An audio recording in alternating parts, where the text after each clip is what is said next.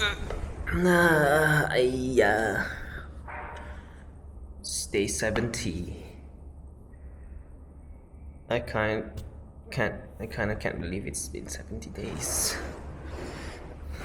It's kind of crazy. It doesn't feel like 70 days, to be frank. I'm like, I kind of have this disbelief.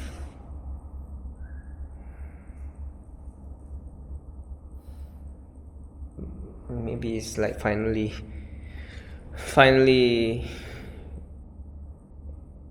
settling in that there is no coming back from this. Like when the Ida ends, it ends for real. So I don't know. Met with my friends yesterday.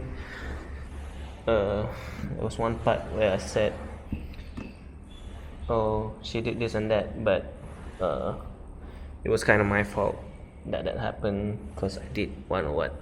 And then my friend was like, "I want you to stop blaming yourself over everything, because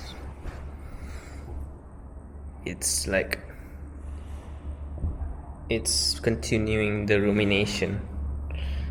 And I think she had a point,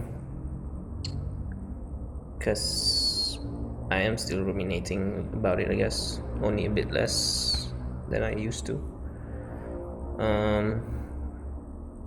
And I have to thank the friends and family who were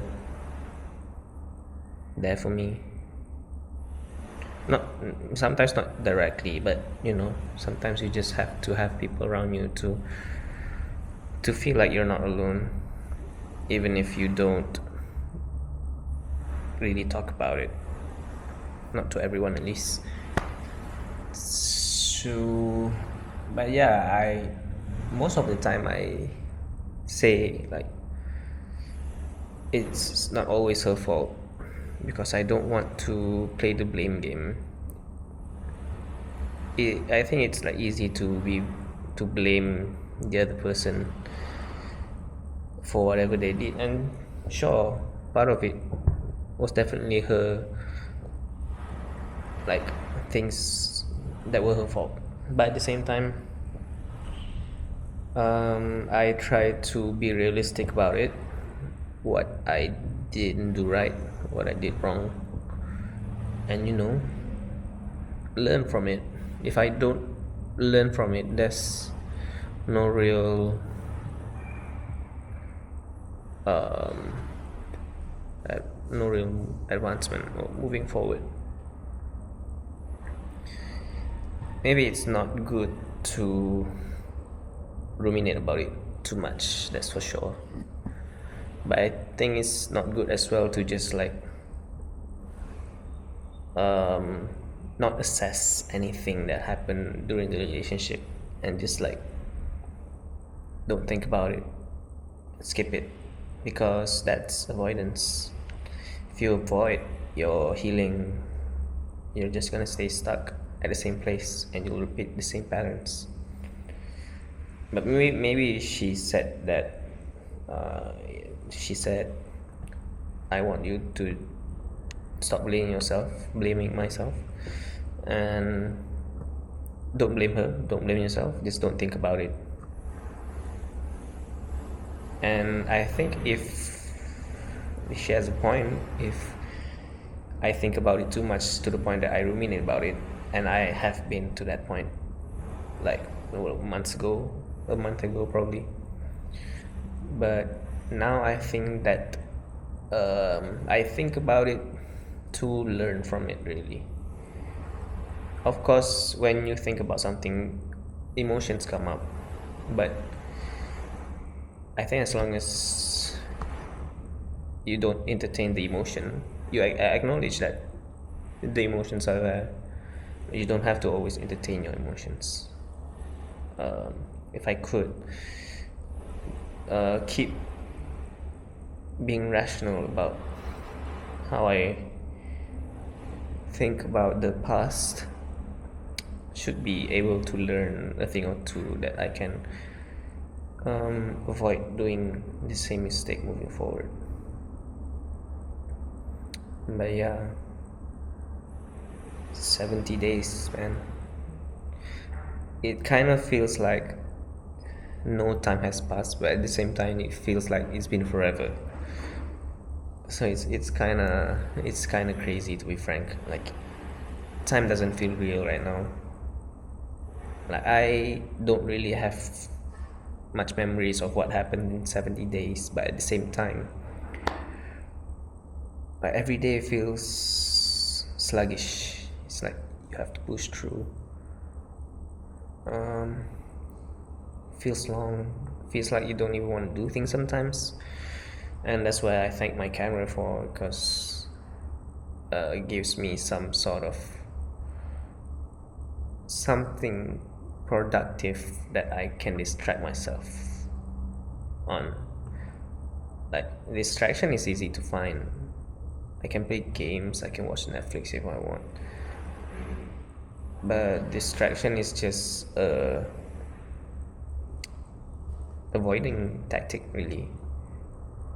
If you distract yourself too much, then you're not gonna learn anything. You keep repeating the same cycles and hurt the same kind of people. But sometimes you do have to have some sort of distractions, especially like healthy ones, where you be more productive, you challenge yourself, you move towards something.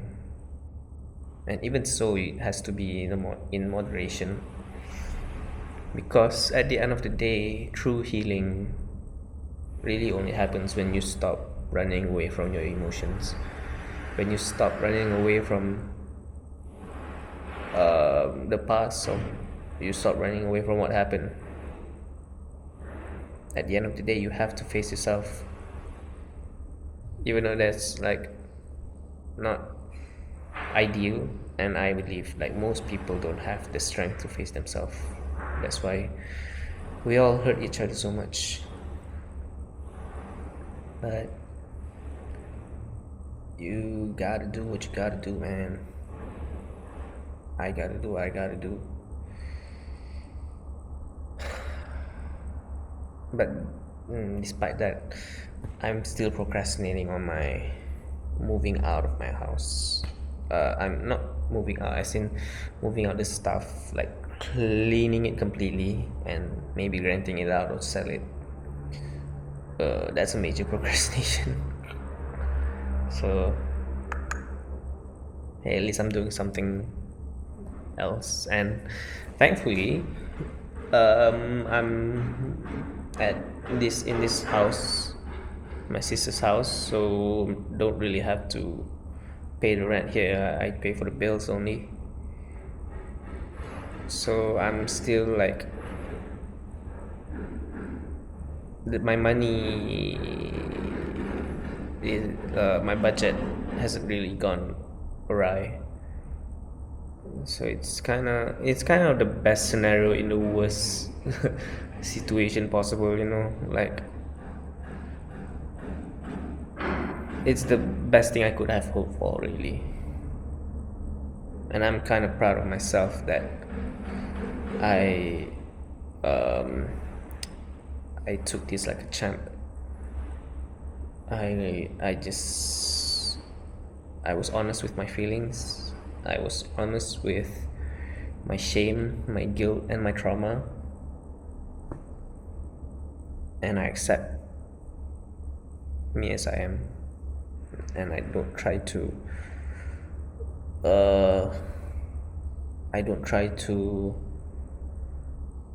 put myself down over it, which is a different case for my shadow. But at least I'm at a point where I can disassociate my own opinion of myself from what my shadow thinks of me. So there's that. But it's gonna be a long journey still, and I really hope I can move to KL soon. because I'm gonna have to go to the office a lot after this, and one, I don't want to have to drive to KL every day, and two, I just probably want to start a new life maybe. And ironically enough, this divorce actually made me appreciate my friends and family more. You know, like they've always been there for me. I just never let them. So it has been blessing. Like it's a blessing for me in different ways. Even though, like, you know, divorce is not just a breakup. Like, you really lose a lot of you in the process.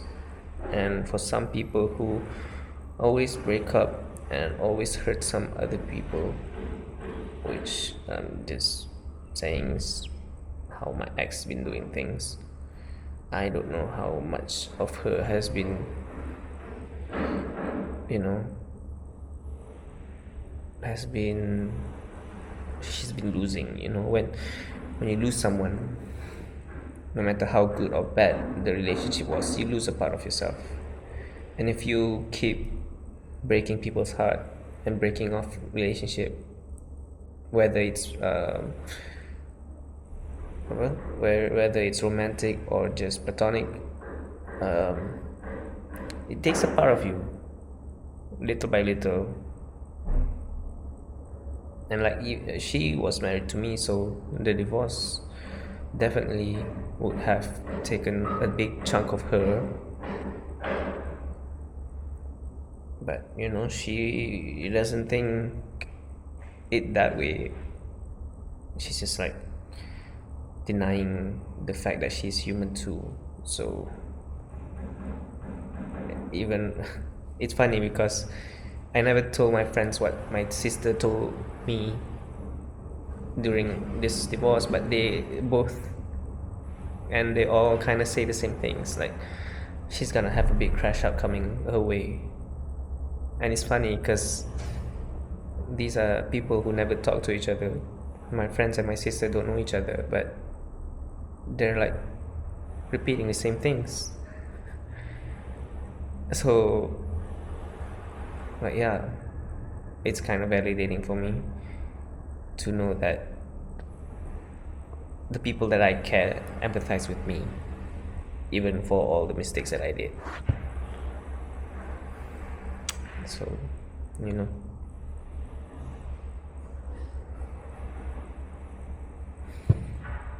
this divorce, like, is the worst situation, but it was also like, it also transpired in the most pleasing way possible. If that even makes sense. Like, this is the most healthy way for possible, maybe.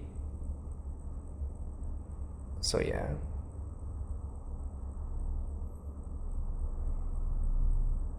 I'm still, you know, devastated. I'm not gonna lie about that, but at least I've learned things and realized things that will be important for me moving forward. And maybe it's just the price to pay for the more important things in life.